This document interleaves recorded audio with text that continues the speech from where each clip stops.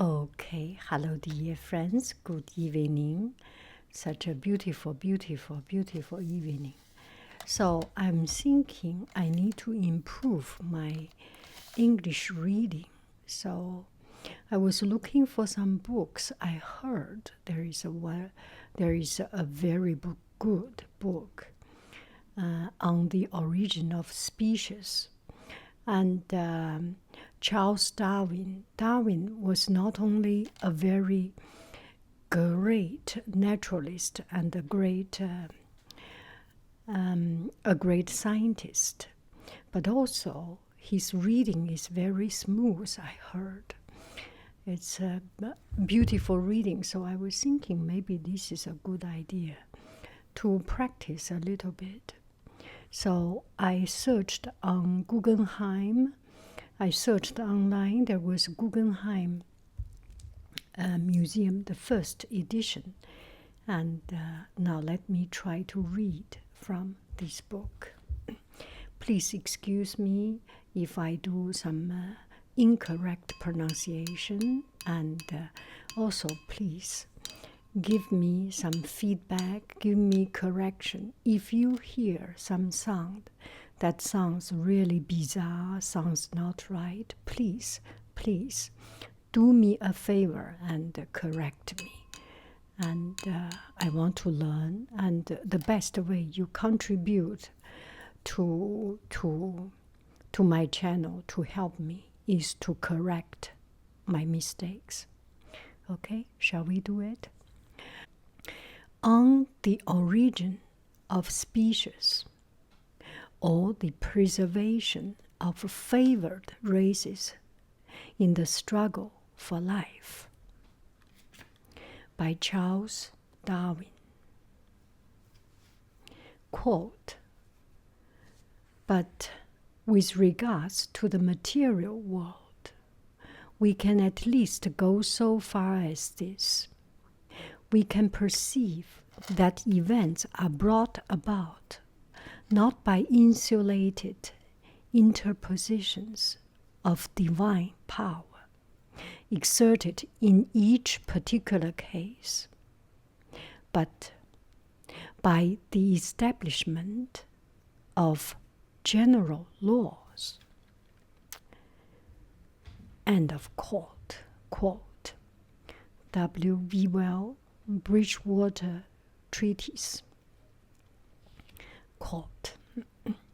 To conclude, therefore, let no man, out of a weak conceit of sobriety, or an ill applied moderation, think or maintain that a man can search too far or be too well studied in the book of God's Word, or in the book of God's works, divinity or philosophy, but rather let man endeavor an endless progress or proficience in both. Bacon. Advancement of learning. On the origin of species. Introduction. When on board HMS Beagle, as naturalist, I was much struck with certain facts in the distribution of the inhabitants of South America, in the geological relations of the present to the past inhabitants of that continent.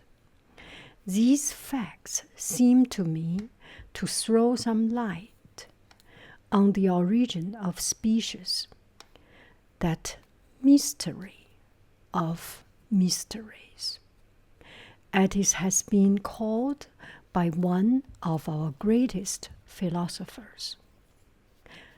On my return home, it occurred to me in 1837 that something might perhaps be made out on this question by patiently accumulating and reflecting on all sorts of facts which could possibly have any bearing on it. After 5 years' work, I allowed myself to speculate on the subject and drew up some short notes. These I enlarged in 1844 into a sketch of the conclusions, which then seemed to be probable. From that period to the present day, I have steadily pursued the same object. I hope that I may be excused for entering on these personal details as I give them to show that I have not been hasty in coming to a decision. Okay, so this is as much as I am going to try today. Please, please do me a favor by correcting and pointing out the mistakes. Thank you very much. I love you. I really do. Do. Bye bye, googoo. Googoo.